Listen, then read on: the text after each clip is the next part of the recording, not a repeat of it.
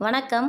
இன்னைக்கு வாமனாவில் விநாயகர் சதுர்த்திக்கு வாழ்த்து தெரிவிக்காத நடிகர் விஜய் அப்படின்ற தலைப்பில் தான் இந்த காணொளியில் நாம் பார்க்க போகிறோம். நேற்று மதிப்பிற்குரிய முன்னாள் முதல்வரான ஓபிஎஸ் அவர்கள் இந்து பண்டிகையான விநாயகர் சதுர்த்திக்கு வாழ்த்து தெரிவித்திருந்தார். தற்போதைய எதிர்க்கட்சி தலைவரான எடப்பாடி பழனிசாமி அவர்கள் விநாயகர் சதுர்த்திக்கு, அதாவது குறிப்பாக இந்து பண்டிகைக்கு வாழ்த்து தெரிவித்திருந்தார். நான் கூட நினச்சேன், எடப்பாடி பழனிசாமி இப்போலாம் சிறுபான்மையினருக்கு அதிகமாக ஆதரவு கொடுக்கறதுனால விநாயகர் சதுர்த்திக்கு வாழ்த்து தெரிவிப்பாரோ இல்லையோ நினச்சிருந்தேன். பரவாயில்ல, எடப்பாடி பழனிசாமி கூட ரொம்ப புத்திசாலித்தனமாக விநாயகர் சதுர்த்திக்கு வாழ்த்து தெரிவிச்சிருக்காரு.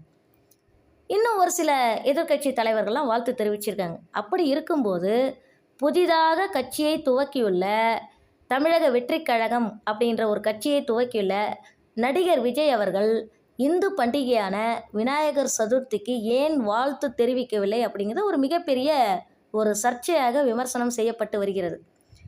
எனக்கு இதில் ஆச்சரியப்படுறதுக்கு ஒன்றும் பெருசாக தெரியலைங்க. என்ன காரணம் அப்படின்னா, அவர் கட்சி ஆரம்பித்த அன்னைக்கே ஒரு வார்த்தை சொன்னார்.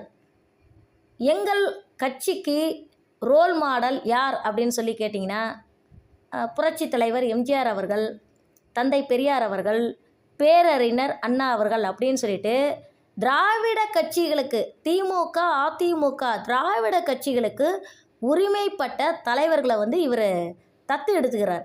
அப்போவே எனக்கு தெரிஞ்சு போச்சு, விஜயால் அரசியலில் ஜெயிக்க முடியாது, வளர முடியாது அப்படின்னு சொல்லிட்டு. அதே போல் அவருடைய சித்தாந்தமும் பார்த்திங்கன்னா திராவிட சித்தாந்தம் தான். அதாவது சிறுபான்மையினருக்கு அதிக அளவு முக்கியத்துவம் கொடுக்கறது. இப்போ என்ன நடக்க போகுது அப்படின்னு சொல்லி கேட்டிங்கன்னா, வருகின்ற 2026 சட்டமன்ற தேர்தலில் நடிகர் விஜய்க்கு பெரும்பான்மையான சிறுபான்மை ஓட்டு பிரிய நேரிடும். திருப்பியும் சொல்கிறேன், நடிகர் விஜய்க்கு பெரும்பான்மையான சிறுபான்மையினர் வாக்கு அவருடைய கட்சிக்கு போகும். அதே போல் திமுகவுக்கு வழக்கத்திற்கு மாறாக சிறுபான்மை ஓட்டும் பட்டியலின சமுதாயத்து ஓட்டும் கொஞ்சம் குறையும். ஏன் அப்படின்னு சொல்லி கேட்டிங்கன்னா, நடிகர் விஜய் புதுசாக கட்சி ஆரம்பிச்சிருக்கிறதுனால அவருக்கு தலித் ஓட்டும் போகும். அதே போல் நாம் தமிழர் கட்சி ஒருங்கிணைப்பாளர் சீமான், அவருக்கு எப்போதுமே ஒரு குறிப்பிட்ட சதவீத அளவு பார்த்திங்கன்னா சிறுபான்மை வாக்கு மற்றும் தலித் வாக்கு அவருக்கு இருக்குது. அதை இல்லைன்னா மறுக்க முடியாது. அப்படி இருக்கக்கூடிய சூழலில் இந்து பண்டிகையான விநாயகர் சதுர்த்திக்கு நடிகர் விஜய் அவர்கள் வாழ்த்து தெரிவிக்காததால் இந்து மதத்தின் மீது பற்றுதலோடு இருப்பாங்க இல்லையா, அவங்களுடைய வாக்கு கண்டிப்பாக தமிழக வெற்றிக் கழகம் விஜய்க்கு போகாது அப்படிங்கிறத இந்த இடத்துல நான் பதிவு செய்கிறேன். சரி, நடிகர் விஜய் ஏதோ தெரிஞ்சோ தெரியாமையோ தவறு செஞ்சிட்டாரு. இனி வரும் காலங்களில், அதாவது ஆயுத பூஜை வருது, தீபாவளி வருது, பொங்கல் வருது, இனிமேலாவது நடிகர் விஜய் அவர்கள் பெருந்தன்மையோடு இந்து பண்டிகைக்கு வாழ்த்து தெரிவித்தால்தான் இந்துக்களுடைய ஓட்டும் தமிழக வெற்றிக் கழகத்திற்கு விழுவதற்கான வாய்ப்பு இருக்கிறது. அப்படி இல்லை அப்படின்னா இந்து மதத்தின் மீது உண்மையான பற்றுதலோடு இருக்கிறவங்க கண்டிப்பாக நடிகர் விஜய்க்கு ஓட்டு போட மாட்டாங்க.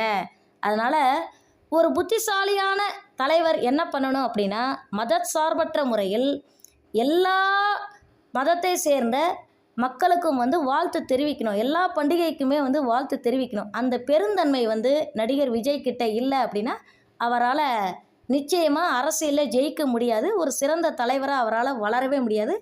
எல்லாத்த விட நடிகர் விஜய் கிட்ட எனக்கு சுத்தமாக பிடிக்காத விஷயம் தைரியம் அப்படின்றது சுத்தமாக கிடையாது. முதுகெலும்பு அப்படின்றது நடிகர் விஜய் கிட்ட சுத்தமாக கிடையாது. அரசியலில் நிலச்சி நிற்கணும் அப்படின்னா முதுகெலும்பு ரொம்ப முக்கியம். நன்றி, வணக்கம்.